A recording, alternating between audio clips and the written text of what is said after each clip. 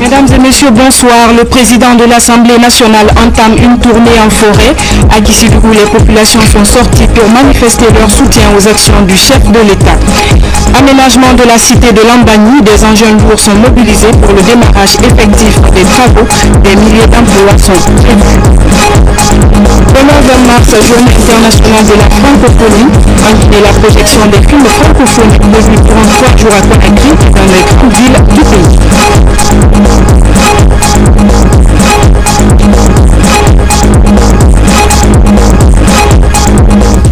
Bonsoir. Avant de développer ce titre, je reçois Fodetas Silla pour une série de décrets. Bonsoir Fodetas. Oui, bonsoir Adèle.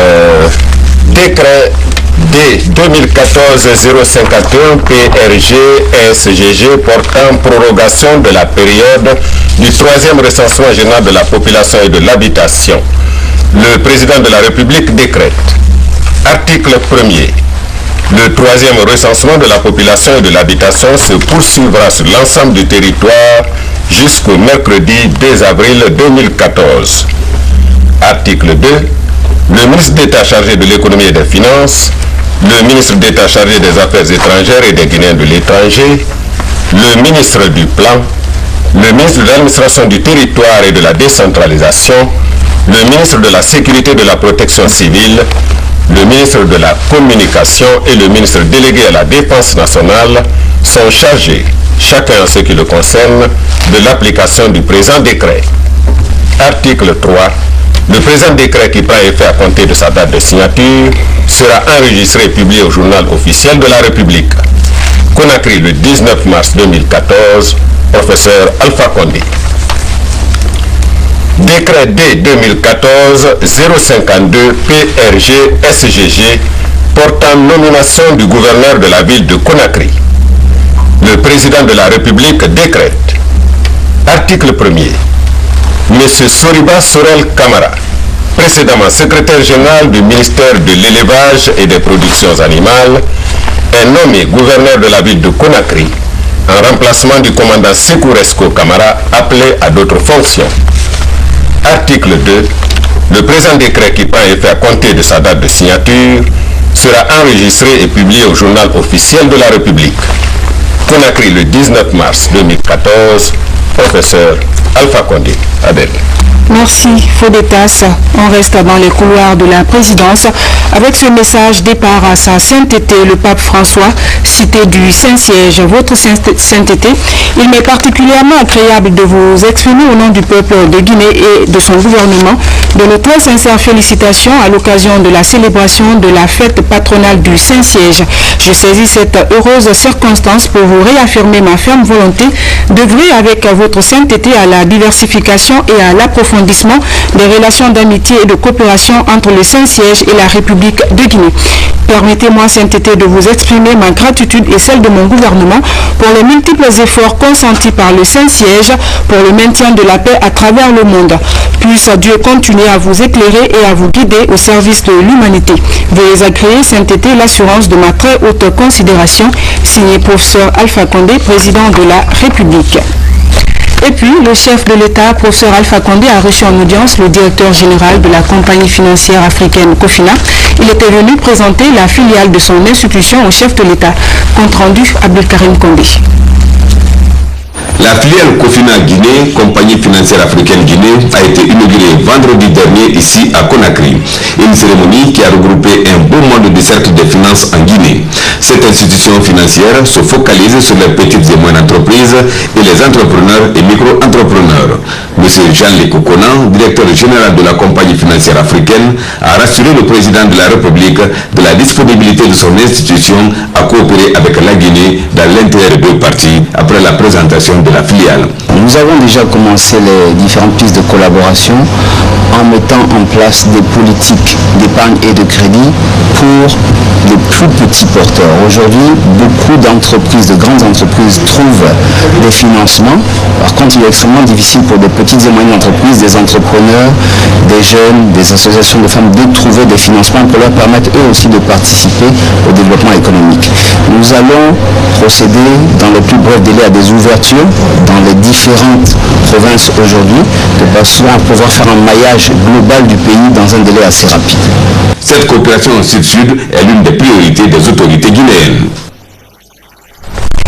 Le président de l'Assemblée nationale et le ministre d'État en charge de l'économie et des finances étaient dans la préfecture de Kissidougou.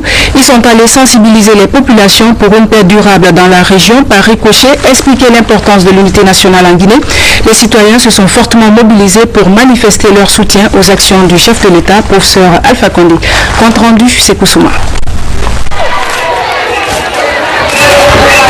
3 mois après l'installation des députés de l'Assemblée nationale, les parlementaires de Kissidougou manifestent leur reconnaissance aux populations de Kissidougou, la préfecture de Farana à Kissidougou, en passant par les sous-préfectures de Gagna, Sangad, Dangabou, Albadaria.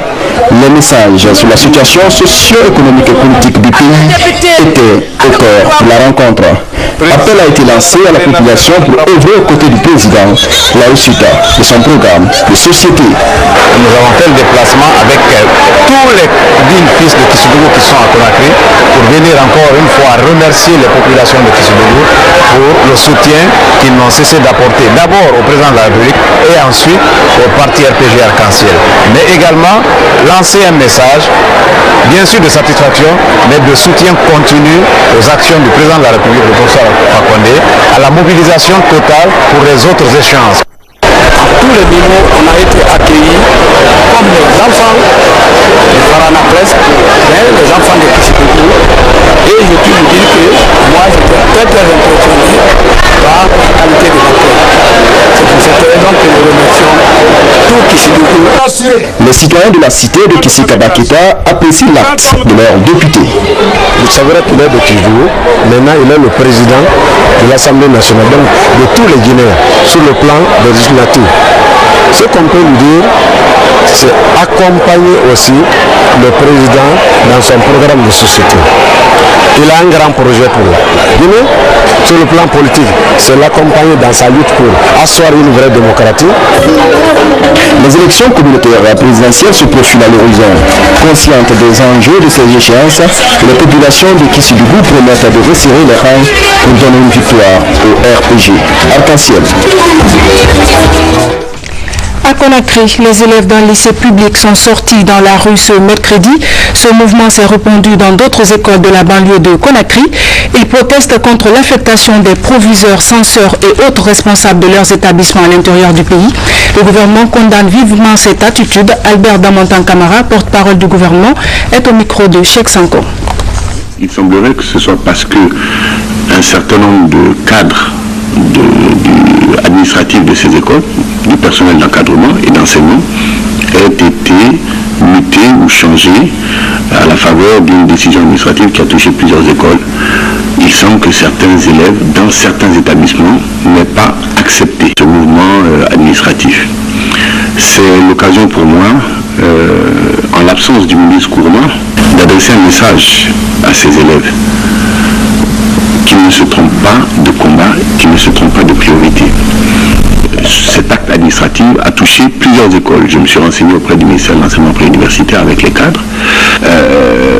Certains chefs d'établissement étaient intérimaires, il fallait les changer ou les confirmer. D'autres étaient en situation administrative qui nécessitaient un changement, d'autres n'ont pas été changés. Donc il y a eu des mutations, il y a eu des confirmations.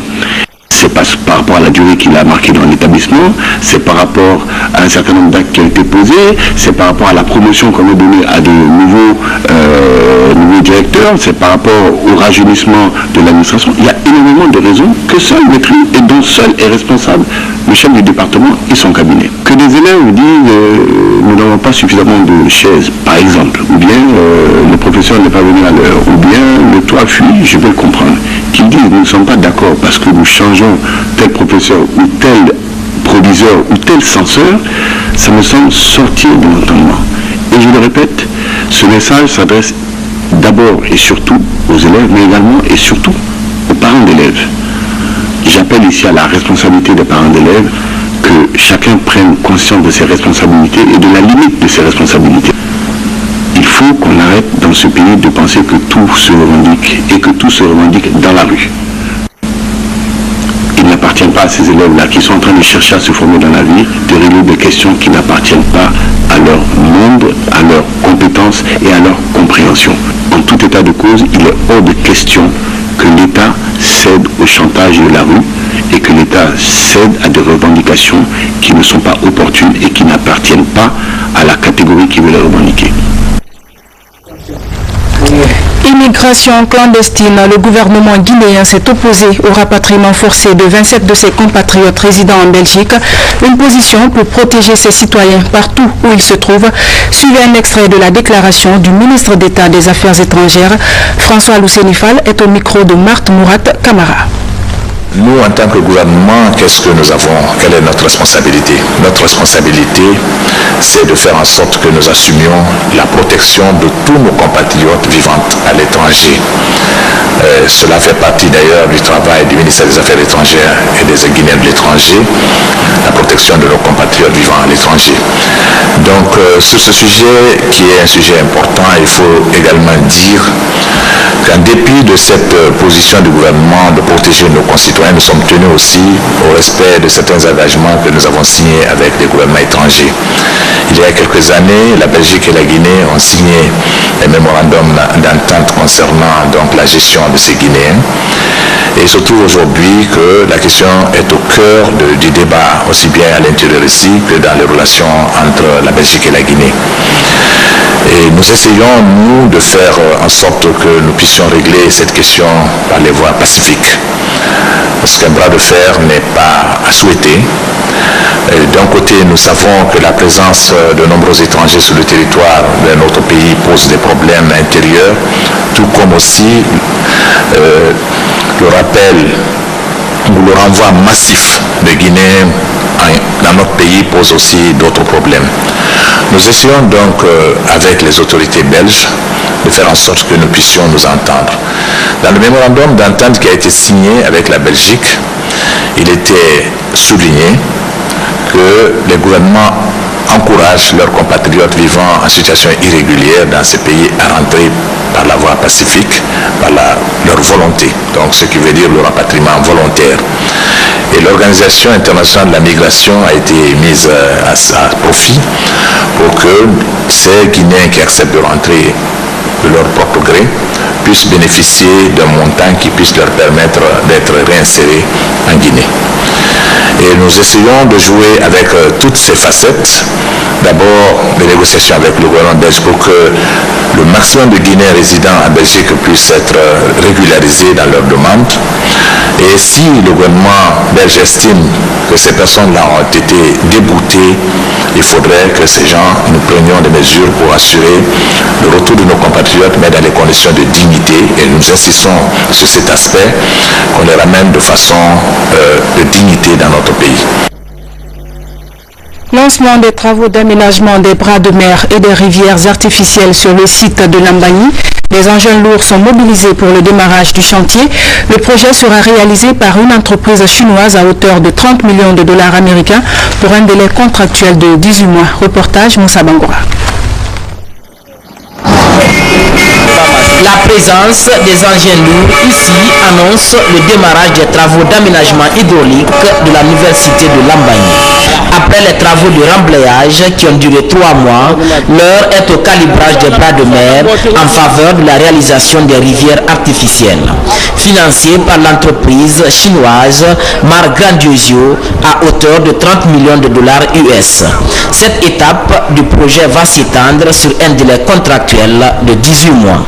Tout le monde a du travail. On ne va pas prendre des gens à Dakar ou au Maroc ou les sœurs venir. C'est les Guinéens et les Chinois qui vont travailler ici. Il y aura 20 000 emplois qui seront créés. Le déménagement, tout est prêt à notre niveau. L'argent, ça se trouve à la Banque centrale, aux Forces internationales banques. Vous pouvez vérifier. C'est les gens de l'habitat qui n'ont pas fini de faire leur travail d'abord. La préoccupation majeure de la délégation spéciale et l'administration communale, il s'agit de faire en sorte que tous les Guinéens, toutes les composantes de la société regardent dans la même direction pour que le projet réussisse à 100%. Au total, 8 cours d'eau seront réalisés à l'intérieur de la cité, conformément au rythme des marées. Le tout sur une distance de 14 km. Là, nous avons prévu la construction de la digue de protection Nous avons prévu la construction de la digue de protection vers le continent également, mais également vers la mer. Aussi à l'intérieur, il doit y avoir des canaux de circulation, des voies que l'on va réaliser et qui vont faire, n'est-ce pas, la beauté de ce domaine. Également, au-delà, il y aura quelques jardins que nous allons essayer de créer. Et à côté de ces jardins, vous verrez qu'on a créé certaines rivières de façon naturelle et qu'on va essayer de façon artificielle, qu'on va essayer de mettre là pour que la vie soit belle dans cette cité. 20 000 emplois directs et indirects sont prévus pour la réalisation de cette importante étape du projet de la nouvelle cité de Lambagne. Un groupe d'experts marocains séjourne actuellement à Conakry, une mission de travail pour mettre en application le protocole d'accord signé lors de la récente visite de Sa Majesté le roi Mohamed VI à Conakry entre le ministère de l'enseignement technique professionnel guinéen et son homologue marocain. Reportage Komara Moussa. Le 3 mars dernier, à l'occasion de la visite du roi du Maroc, le ministère de l'enseignement technique et professionnel a signé un protocole d'accord pour la relance du secteur. Ces experts du royaume chérifien sont venus pour concrétiser cet accord. En première ligne, analyser les besoins et proposer des axes prioritaires de développement des formations professionnelles des jeunes pour répondre aux exigences des entreprises. Tout d'abord, l'établissement d'un diagnostic qui va venir compléter les diagnostics qui ont déjà été faits, le mettre à jour, et ensuite mettre en place ce plan d'action qui va permettre d'une part d'appuyer la rénovation de tous nos programmes, appuyer la gouvernance de l'enseignement technique et des établissements, renforcer les capacités des cadres du département des formateurs et aussi octroyer des bourses à des Guinéens qui vont aller faire la formation professionnelle au Maroc. Donc c'est une assistance, un appui qui a un très large spectre d'intervention et qui devrait permettre de donner à notre département enfin et en compagnie d'autres appuis la puissance qu'il lui faut pour adresser les nombreux défis de développement qui se posent à notre pays. Les experts venus de l'Office national de formation technique et professionnelle du Maroc ont également eu des échanges avec des techniciens du département. La formation, le développement des compétences et l'harmonisation des divergences sont entre autres besoins exprimés. Pendant une semaine, ils vont rencontrer tous les intervenants du secteur pour identifier les préoccupations et de chercher des pistes de solutions. Audience au ministère de la Communication, Aluseni Kake Makanera s'est tout d'abord entretenu avec l'ambassadeur de Chine en Guinée, venu dans le cadre du renforcement de la coopération sino-guinéenne. Il s'est ensuite entretenu avec le directeur général de la radio Baté FM pour des échanges d'idées et de stratégies. Compte rendu, Cheikh Sanko. Cette rencontre avec l'ambassade de la Chine en Guinée a été l'opportunité pour le ministre d'exprimer aux diplomates chinois son désir de voir la télévision et la radio nationale couvrir tout le territoire national, tout en mettant un accent particulier sur la formation et le perfectionnement des journalistes. Après s'être réjoui de l'ouverture d'esprit dont le ministre a fait preuve, Bian Jiang s'est dit favorable aux sollicitations faites par le ministre. Comme nouveau ambassadeur de Chine ici, je voudrais approfondir notre coopération au profit de notre peuple. Je crois que les médias jouent un rôle très important dans la connaissance et dans la compréhension entre les peuples. Il faut, c'est-à-dire échanger des informations, il faut, c'est-à-dire envoyer des journalistes dans les deux pays. Par exemple, les journalistes viennent en Guinée, les journalistes guinéens vont en Chine pour connaître notre pays. Dans ce cas-là, avec les informations de ces pays-là, on peut bien présenter. Juste après, ce fut le tour de la famille de Moussa Katakuru Gawara d'être reçue par le ministre. Celle-ci est venue lui témoigner sa reconnaissance pour avoir facilité le retour au bercail de Moussa Gawara. Oui, nous sommes venus aujourd'hui pour deux cas. Pour demander le pardon à M. le ministre, ce que nos jeunes frères ont fait. Moussa il a fui à Cancan, il est parti jusqu'à Bissau. Donc on est venu demander au ministre de nous pardonner, donc il ne va plus faire ça maintenant. Bénédiction et prières formulées à l'endroit du ministre, du gouvernement et du président de la République ont mis fin à cette rencontre à présence des membres du cabinet. L'ACG, Association des commerçants de Guinée, prend un nouvel élan en renouvelant ses instances dirigeantes. Après Matoto, les autres communes ont choisi leurs responsables communaux. Créée en 1994, cette association se fixe pour objectif la formation des commerçants et la défense de leurs intérêts. Carlos Mandialo nous présente les nouveaux responsables communaux. Le secteur informel emploie une importante frange de la population en Guinée. Aujourd'hui, ce secteur se réorganise avec de nouveaux responsables à la base. Dans la commune de Conakry, on connaît désormais les représentants de l'association des commerçants de Guinée, l'ACG. À Matam, Hadja Sarankaba prend la tête de l'organisation. À Dixine, cet autre opérateur économique devient le responsable communal de l'ACG. Je remercie Dieu. Je souhaite bien que le bureau qui est assis aille de l'avant et puisse travailler et que ça change, que nous aussi on se conforme comme les autres pays. Je suis très ravi. Je remercie tout le monde. Je prie le bon Dieu, que Dieu nous donne la chance d'aller en Afrique. Tous ont fait l'objet d'unanimité pour diriger les bureaux communaux de l'ACG. Cet autre, Aboubakar Sidiki Nabé, est choisi par ses pairs de Ratoma pour diriger la branche communale de l'organisation dans cette partie de la capitale. Sa lutte, unifier les commerçants. Une fois cette unité retrouvée entre les commerçants, la spéculation va disparaître. Nous allons créer une confiance entre, d'une part, les commerçants ou les autorités, les commerçants, les opérateurs économiques et le pouvoir. D'autre part, entre les commerçants et la population. À Kaloum, le choix s'est porté sur El Hadj Mohamed Lamine Traoré, tandis qu'à Matoto, c'est Hadja Aïssatou Baldé qui a fait l'unanimité. Prochaine étape, l'élection du président de l'organisation.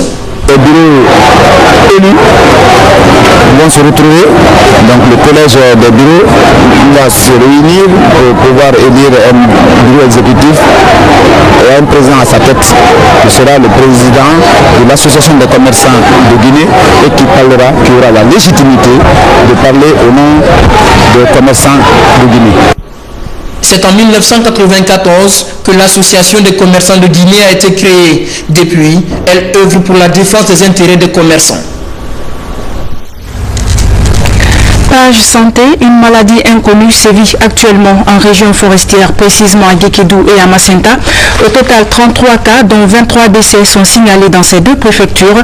Il est donc important de connaître les manifestations cliniques et les modes de transmission de cette maladie, ainsi que les mesures de riposte envisagées par le gouvernement.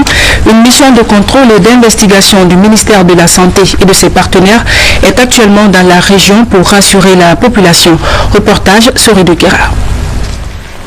Au total, 36 cas sont signalés, dont 35 dans la région forestière et un cas suspect dans la ville de Conakry. L'action concertée du gouvernement et des partenaires sur le terrain a permis à ce jour de sauver la quasi-totalité des patients. Il a été enregistré au total 36 cas, dont 23 décès à ce jour. Repartis comme suit. À Guéguédou, 19 cas avec 13 décès. Massanta a connu 15 cas et 10 décès. Kissidou, 1 cas. Un cas en cours de vérification dans la ville de Conakry. Le cas de décès survenu à Zérékoré et Kissidou respectivement 3 et 2 sont issus des évacuations sanitaires aux références sur l'hôpital régional de Zérékoré et une clinique de la place. Dans le cadre du contrôle de cette maladie, des actions ont été entreprises par le ministère de la Santé et ses partenaires, en l'occurrence l'OMS et Médecins sans frontières Guinée. Il s'agit de l'isolement des malades et leur prise en charge, de l'envoi d'une mission d'investigation pour faire toute la lumière sur ce mal. Il est à signaler que depuis hier, on constate un certain ralentissement dans l'apparition ou la survenue de nouveaux cas. Préoccupé par l'amélioration de la santé des populations guinéennes, le gouvernement, à travers le ministère de la Santé, invite à la vigilance, mais aussi à une franche collaboration avec les services de santé. Nous invitons 1. Les services de santé à la diffusion et au respect des mesures de protection individuelle et collective dans les formations sanitaires respectives. La notification de tout cas suspect. Aux populations, faire consulter dans nos formations sanitaires et établissements de soins toute personne présentant les symptômes suivants: fièvre, diarrhée, vomissements associés au saignement et ayant vécu ou participé aux obsèques de cas ou décès provoqués par cette maladie et dans ces zones citées. Les résultats des échantillons prélevés sur le terrain sont attendus de Paris et Dakar dans les prochaines heures pour être définitivement situés sur la nature de la maladie. Dans le dossier santé, il faut ajouter que des médecins saoudiens sont à Conakry pour aider à mieux traiter les pathologies de l'hernie chez les personnes âgées. Durant quelques semaines, ils vont soigner et distribuer gratuitement des médicaments aux patients. Une initiative pour renforcer la coopération entre la Guinée et l'Arabie Saoudite. Reportage Abdoulaye Diallo. Depuis dimanche dernier, l'hôpital Ignace Dine est pris d'assaut par les patients souffrant de hernie. Une maladie que des médecins saoudiens traitent gratuitement. Pendant quelques jours, les patients vont bénéficier de soins et de médicaments. Une hernie, pour faire comprendre, c'est quand il y a une issue, une sortie des viscères, des organes qui sont dans l'abdomen à travers un orifice, un trou naturel qui est là, et puis ça crée une tuméfaction dans la zone hernie. Donc souvent, comme c'est les inguinales qui font l'objet de cette intervention, ça fait une tuméfaction au niveau de la partie inguinale. L'année passée, on a fait les opérations pendant une semaine, à peu près 150 personnes. Cette année, ils sont venus encore commencer par l'opération de hernie avec les maladies des enfants. Donc, ils ont trouvé la Guinée un pays coopératif.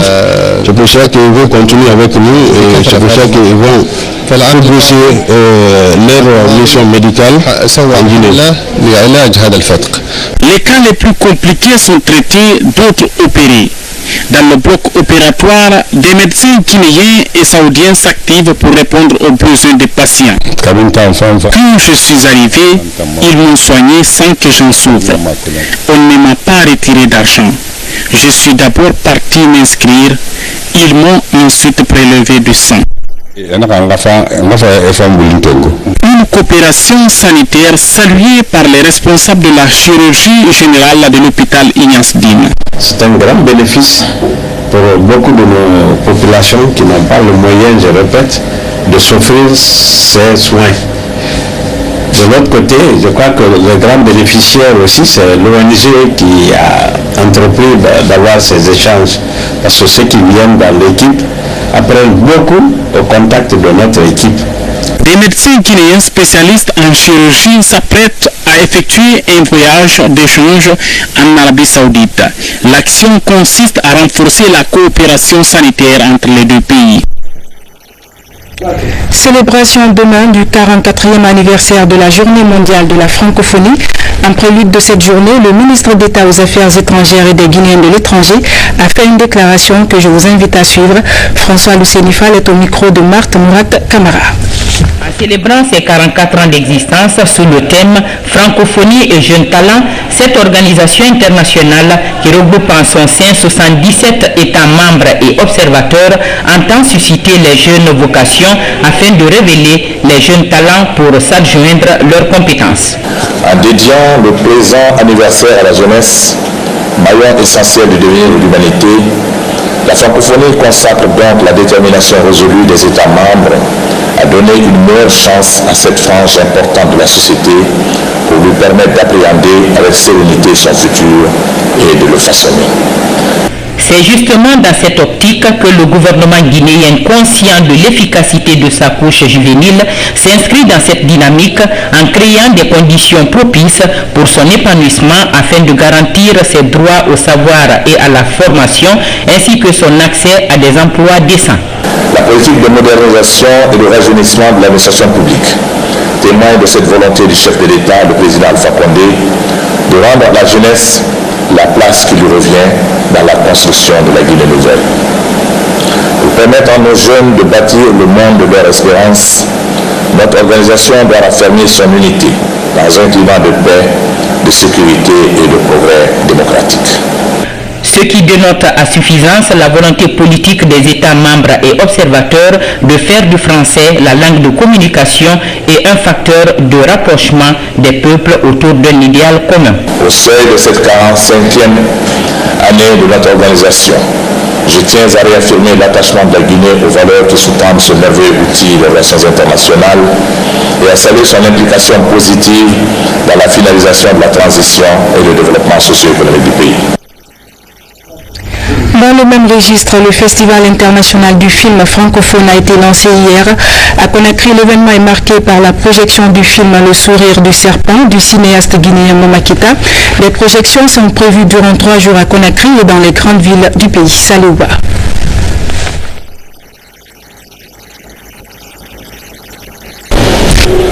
Ici au cinéma Rokbané, pour la première journée, le film du cinéaste guinéen est à l'honneur. À travers ce court-métrage, Mama Keïta décrit la pauvreté, l'émigration, la criminalité. 3 mots qui assaillent la société africaine. Je raconte une histoire simplement, le destin, comment le destin d'un individu bascule en 48 heures, le destin d'un individu absent. Dans la salle, le public n'est pas au grand rendez-vous, mais les spectateurs présents sont séduits par le film. C'est un bon film, ça rentre dans l'éducation. Je pense que utilement, ça doit continuer pour vraiment œuvrer l'épanouissement de la culture guinéenne. Je dirais simplement que notre réalisateur, ou bien scénariste, M. Mama Keïta, a laissé un goût très appréciable quant à l'émotion qu'il a laissée dans le film, dès lors qu'il a ressorti tous les mots qui gangrènent la société africaine. Créé en 1986, le Festival international du film francophone propose chaque année plus de 150 films qui reflètent la diversité d'expression culturelle dans l'espace francophone. En Guinée, l'événement est célébré à Conakry, Cancan, Labé, Gérékoré du Breka par des ateliers et des rencontres des professionnels du 7e art. Et puis le groupe MTN Guinée a organisé ce mercredi un point de presse à son siège à Almania. Il était question d'expliquer aux journalistes les innovations qu'il apporte aux clients et les désagréments connus récemment sur son réseau. Komara Moussa. MTN Guinée opère une mutation pour répondre aux besoins de ses abonnés. La semaine dernière, de nouveaux produits ont été lancés. Selon les spécialistes, ces produits innovants répondent aux besoins spécifiques des cibles. Les travaux en cours provoquent cependant des désagréments sur le réseau. Cette modernisation concerne tous les aspects techniques de notre réseau. Notamment, ça concerne la partie transmission. Notre transmission est en train d'être modernisée en IP, ce qui est la toute nouvelle génération. Les stations de base sont en train d'être implémentées. Ce sont des nouvelles stations de base qui répondent aux normes les plus récentes de la technologie. Dans cette révolution technologique annoncée, MTN Guinée réduit de 7 à 2 son plan tarifaire. L'idée est de réduire le coût de la consommation chez les abonnés. L'autre avantage pour les clients est l'amélioration de la qualité du service. Déjà, dans les communes de Matoto et Ratoma, le réseau s'est nettement amélioré. On passe de 7 plans tarifaires à 2 plans tarifaires qui adressent des cibles jeunes exclusivement et des cibles mass market, donc les cibles grand public. Donc là-dessus, nous venons avec quelque chose de totalement innovant en termes de propositions. L'idée ici, c'est que les jeunes puissent bénéficier de l'ensemble de notre portfolio de solutions, depuis la voix jusqu'à la data, en passant par les différents services à valeur ajoutée que nous savons proposer à nos clients. So secondly, we as a company, we continue to listen to our customers. Nous continuons à écouter, être attentifs à nos clients, de sorte que nous soyons capables d'introduire des produits qui répondent aux besoins de nos clients. L'autre bonne nouvelle, le service 3G et Mobile Money seront bientôt disponibles sur tout le réseau MTN Guinée. Les jours à venir, la compagnie de téléphonie compte mener une campagne dans les écoles et places publiques pour expliquer l'intérêt de ces produits. Sport football pour refermer cette édition, la jeunesse de Cap-Orail a organisé récemment un tournoi intersecteur débuté le 16 mars dernier. La compétition a mis aux prises les secteurs 2 et 3 en match d'ouverture. Omar Dieng, compte rendu. se démarquer de la triste réputation de violence des jeunes de Bambeto, Koza et Caporal, que le bureau de coordination des jeunes de ce quartier a organisé un mini-tournoi entre les différents secteurs sur son terrain de proximité en face de la clinique mère et enfants sur la T2. Le civisme, le renforcement du tissu social et la solidarité entre tous les Guinéens sont les maîtres mots de cette compétition. Caporal avant et Caporal aujourd'hui, il y a une très grande différence. Éviter la violence dans la rue, parce que la violence ne construit pas.